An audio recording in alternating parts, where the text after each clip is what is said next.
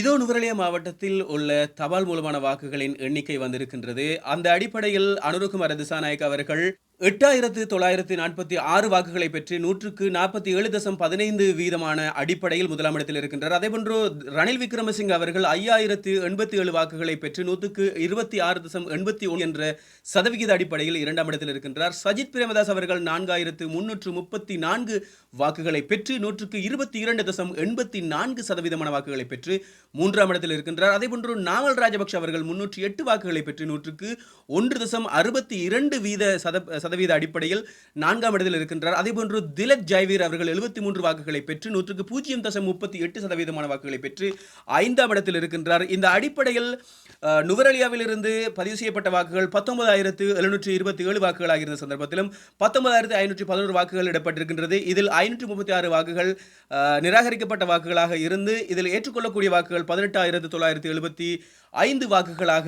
இருக்கின்றது குறிப்பிடத்தக்கமை. அதே போன்று மாத்தறை மாவட்டத்திலிருந்து எங்களுக்கு தகவல் கிடைத்திருக்கிறது.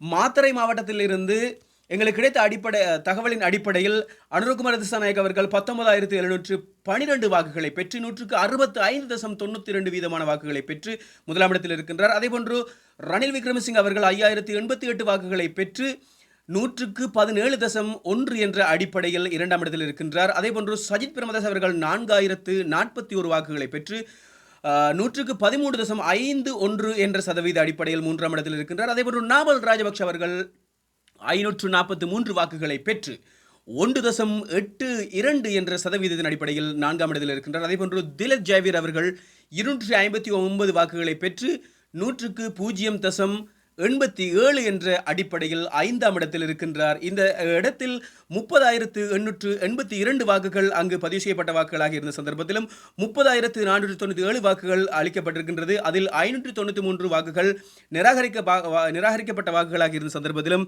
29,904 வாக்குகளை அங்கு ஏற்றுக்கொள்ளக்கூடிய வாக்குகளாக இருக்கின்றது. எனவே இது போன்ற இன்னும் ஒரு தேர்தல் முடிவுடன் உங்களை நான் சந்திக்கிறேன். நம்ம சேனலை சப்ஸ்கிரைப் பண்ணி வச்சுக்கொள்ளுங்க. அப்போதான் அடுத்த அப்டேட் உங்களுக்கு நிச்சயமாக வந்து சேரும்.